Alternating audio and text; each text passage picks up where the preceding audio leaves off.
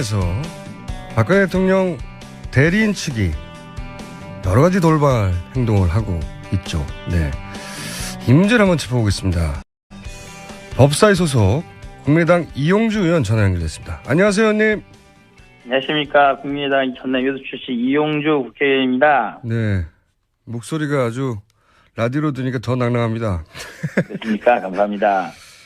저희가 오늘 짚어보려고 하는 것은 이게 한두 가지가 아니어서 한번 일괄해가지고 어떤 일이 있었는지 이게 얼마나 문제인지를 한번 짚어보려고 하는 건데, 그 헌재 재판장에서 박근혜 대통령 측 변호인단이 하는 행위들이요. 가장 최근에는 김평우 변호사 당뇨 때문에 오후에 추가 변론을 해야 되겠다고 요청하는 과정에서 결국은 헌재 이정미 소장 권한대행이 재판은 판사들이 진행하는 거다라고 하며 일정을 이렇게 하겠다고 하니까 이제 막 소리를 지르고 막말했지 않습니까? 이 문제 어떻게 보셨습니까?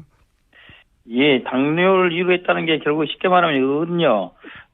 자기가 당뇨가 있으니까 밥 먹고 하자, 재판하자 이겁니다. 그렇죠. 제가 예. 법조인 여러 번 해봤지만은 예. 판장한테 자기가 밥 먹을 테니까 밥 먹은 다음에 재판하면서 하는 거 처음 봤습니다. 뿐만 아니라 그 과정에서 오갔던 막말 그리고 고성 같은 것은 네. 재판정에서 일반 재판정에서도 그렇게 해서는 안 되는 거죠. 특히 헌법재판소라는 권위를 생각한다면은 네. 매우 부적절하고 잘못된 행위라고 봅니다. 네. 더군다나 그 이유가 당뇨인 것도 처음 들어보셨죠? 당뇨라는 말이 밥 먹고 하겠다는 겁니다. 밥을 먹어야지만이 그러니까요. 당뇨를 구할 수 있다 이런 처음 들어본 이유였고.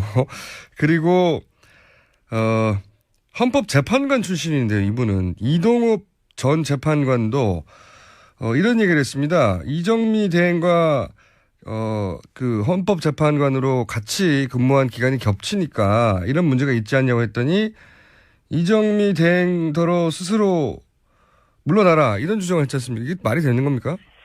이게 이제 법률적으로 따지면 기피 신청이라는 건데요. 예. 뭐 전혀 말이 안 되는 건 아니라 네. 한마디로 좀 잘못된 지적을 한가 본데 그런 말을 하려면은 기피 예. 신청이라는 것은 이제 본안에 관한 질문, 답변, 즉 이 본안 현재 재판에 대해서 자기 답변을 안 했을 때는 가능합니다. 근데 이미 이동욱 재판관 그 전에 나와서 예. 이 헌법재판관에서 의견들을 다 진술했지 않습니까? 네. 그런 상태는 그런 기피 신청을 할 수가 없게 돼 있어요. 그리고 불가능한 말을 하신 거예요. 본인이 헌법재판관식이나 하신 분이라서 그런 법조항을 모르지는 않을 텐데, 그죠? 일부러 그렇습니다. 그렇겠죠? 예. 예, 그렇습니다. 가장 많이 화제가 되는 분은 이제 서석구 변호인입니다. 워낙 많은 사례가 있는데, 이 서석구 변호인의 여러 가지 행위에 대해서는 어떻게 판단하십니까? 저는 서석구 변호인이 저도 이제 최근 보고 이제 어떤 분이신가 알아봤는데요. 예. 뭐 재판장에서 기도를 한다든지, 태극기를 몸에 두르고 나온다 이런 것들은 예. 아마도 일반적인 법정에서 있으면은 법정 모독으로 암치 처벌을 받기에 충분한 일이다.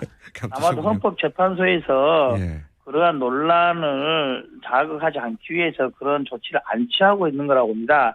하지만은 헌법재판소가 가지는 권위, 헌법재판이 가지는 상징성이 온다면은 법정에서 그렇게 하는 것을 더 이상 방치해서는 안 된다고 봅니다. 한두 가지가 아니었어요. 그죠? 예. 소리를 지르기도 하고, 그리고 뭐 전원 사퇴한다고 하는 것도 일종의 협박 아니겠습니까?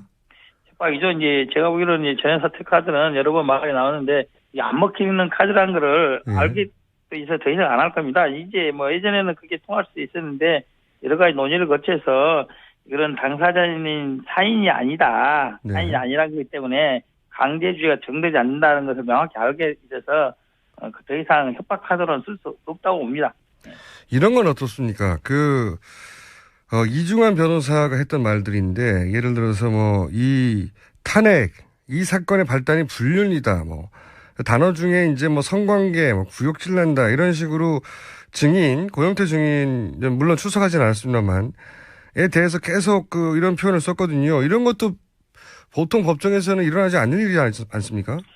보통에서 법정에서는 일어나지 않는 것이고요. 예. 자칫 그런 말을 하는 것이 재판의 본질에 어긋나는 경우에는 고영태 씨에 대한 명예훼손 이런 걸로 형사사건 소추도 가능한 그런 사안입니다. 그래서 어느 정도가 넘어선다고 하는 것에 대해서는 재판부에서도 어느 정도 제지를 해야 되는 것이고 당사자들 변호인들도 그러한 모욕죄라든지 명예훼손죄로 고소당할 가능성을 염두에 둬야 될 겁니다. 이런 건 어떻습니까? 2,000개 녹취 파일, 그 대부분이 상관없는 파일이라고 하는데 이걸 다 틀자고 하는 요구는 어떻게 해석해야 됩니까? 그런 주장이야 할 수 있겠지만 재판부의 적절히 판단했듯이 예.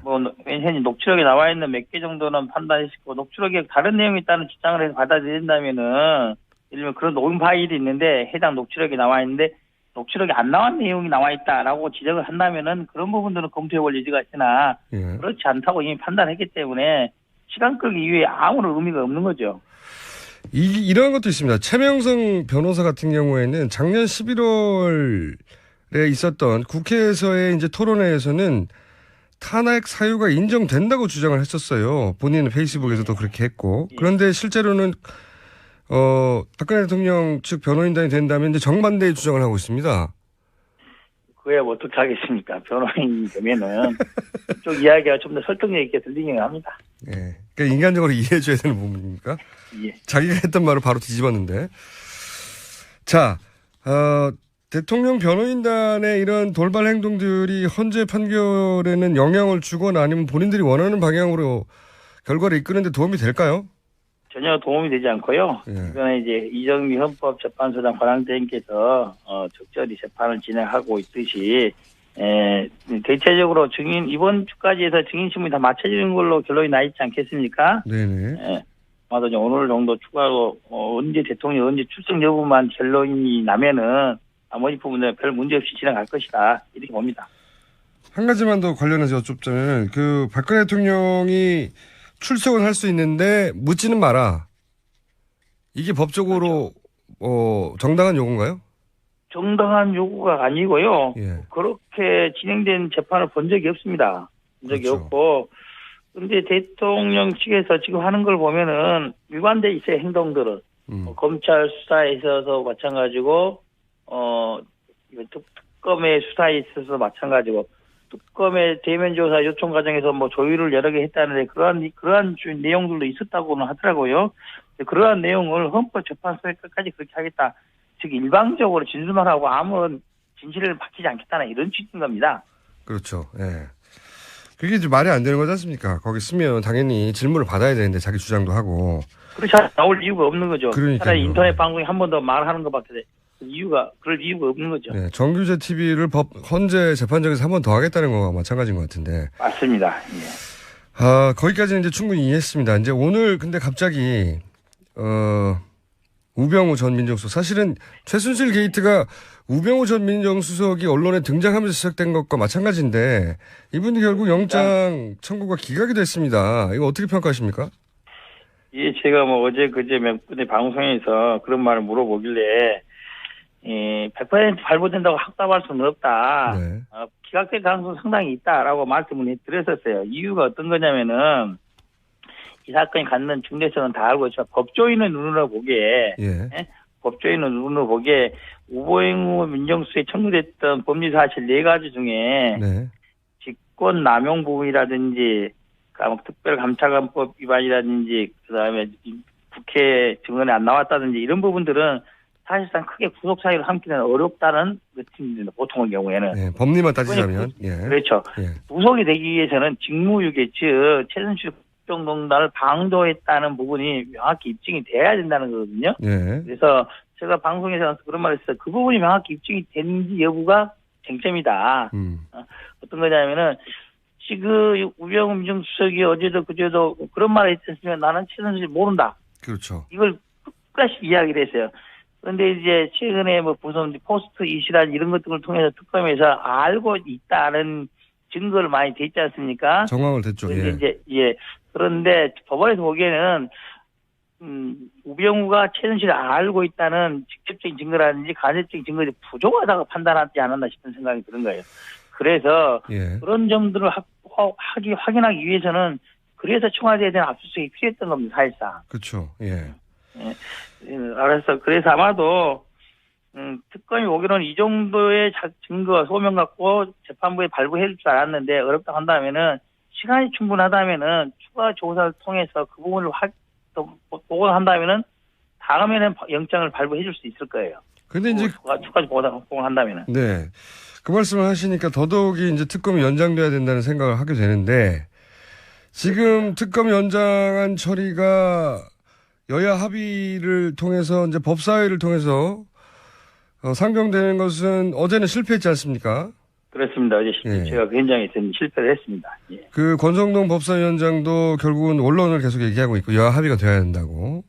그렇습니다. 자, 이제 남아있는 수가 이제 직권상정밖에 없는 건가요? 좀 해설을 좀 해주십시오. 이 국회법에 따라서 한다면은 네. 지금의 경우에는 이제 직권 상정 경우밖에 없다고 보입니다. 예. 그런데 직권 상정도 여의치 않은 게 국회의장이 직권 상정을 해야 되는데 국회 선진화법에 따라서 세 가지 경우로 제한이 되어 있습니다. 그렇죠. 예. 첫 번째가 천재 지변이 있는 경우, 예. 두 번째가 전시사회나 국가 비상사태 경우, 세 번째가 이제 의장이 각 교섭단체 대표 중 합의하는 경우인데 지금 자유한국당에서 반대를 하고 있어서 여의치 않지 않습니까? 여야 합의는 안 되는 그래서, 것이고, 예. 예, 그래서 직권 상정은 사실상 어렵다. 예. 이렇게 보고 있는 거고요. 그 이번 국회가 지금 3월 2일까지 예정돼 있습니다. 예. 만기가 28일 아니겠습니까? 예. 사실상 며칠 없어요. 내일 이제 이번 주 목요일 금요일이 본회의가 예정돼 있기 때문에 그거 넘으면은 예. 24일 넘으면은 국회에서도 입법하기는 어렵다. 예. 이렇게 되는 겁니다. 예. 사실상 황교안 대통령 권한대행이 승인을 해야 되는 거죠. 승인을. 승인은 안 하실 거라고 보죠? 저는 안 할 거라고 봅니다. 이제 예. 단지 안 할 거라고 보는데 단순하게 황교안 권한대행 이걸 꼭 해라고 이런 식으로만 압박하지 말고 예. 조금 적극적으로 야당들이 대응을 했으면 좋겠어요. 예를 들면은 황교안 권한대행에서 승인을 오늘까지 안 한다고 한다면은 예. 이거는 국무위원, 국무총리에 대한 해임 건의를 할 수도 있기도 하고 그다음에 탄핵을 할 수도 있어요. 탄핵 소추도 할 수 있습니다. 즉 탄핵되면은 국무총리의 직위를 정지할 수 있지 않겠습니까? 그 탄핵을 하려면 똑같이 박근혜 대통령을 탄핵했듯이 그런 절차를 거쳐야 되는 거 아닙니까? 요거는 이제 국무총리에 대한 탄핵이기 때문에 예. 3분의 1 발의, 2분의 1 찬성이 끝나는 겁니다. 즉 야당만으로 할 수 있는 거예요. 그래서 그렇군요. 그러한 불명예를 안 잃을 것인지 말지를 선택할 수 있도록 그걸 압박하도록 사용을 해야 되는 거 실제로는. 지금 이제 말씀하시는 것은 황교안 대행을 탄핵이라는 수단으로 압박도 하고 그렇습니다. 그렇게 해서 황교안 대행이 연장에 동의하도록 뭐 저는 그렇게 나오더라도 동의는 안 할 것 같긴 합니다만은 이제 황교안 이제 권한대행의 특성이나 성격을 본다면은 만약에 이걸 안 해서 예. 본인에 대한 탄핵 소추안이 발의되고 의기를 낸다. 헌법처벌 어떻게 결론이 되다. 그냥 어쨌든 권한이 정지되지 않습니까? 예. 그게 가능할 거라 생각한다면 저는 도장 찍을 거라고 봅니다. 그렇게 예상하시는군요. 자, 그거 아니면 방법이 없습니다. 직권상정밖에 없는데 직권상정은 지금 여야 합의는 안 되는 것이고 전시 상황도 아니고 이것은 이제 비상사태로 해석하느냐 하는 것만 남았는데 그렇죠. 예. 정세균지의 국회의장이 그렇게 이제 통상적인 국회에 어긋나게 예. 무리하게 해석을 하려고 하지 않을 것 같아요. 예. 그분 성향이 그런데요, 원래. 예, 그렇습니다. 정세균 국회의장이 이것을 국민들을 얼마나 비상사태로 여기는지에 대해서 의사를 전달할 필요도 있겠군요, 국민들이 전화해서. 그렇습니다. 예. 여의도 안에서 해결하기는 지금 어려운 상황 아닙니까, 그죠? 제가 보기로는 여의도 안에서 해결하기는 네. 국회라는 틀 내에서 하기는 조금 어려운 상태가 아닌가 그렇게 보고 있습니다. 알겠습니다. 이게 얼마나 심각하게 일반 국민들이 여기고 있는지를 여의도에 다시 전달하는 수밖에 없겠네요. 그렇다고 봅니다. 예. 알겠습니다. 자, 그러면 촛불 집회를 부추기는 분으로 저희가 의원님을 특정하기로 하고 그리고 정세균 이번 주 한 번 남은 겁니다. 예. 그렇죠. 예. 정세균 국회의장에 대해서도 사실은 국민들 의견 표현을 해야 될 상황이 온 것 같긴 합니다. 네. 예, 그렇습니다. 오늘 여기까지 하겠습니다. 다음에 또 뵙겠습니다. 감사합니다. 예, 감사합니다. 네, 지금까지 국민의당 이용주 의원이었습니다.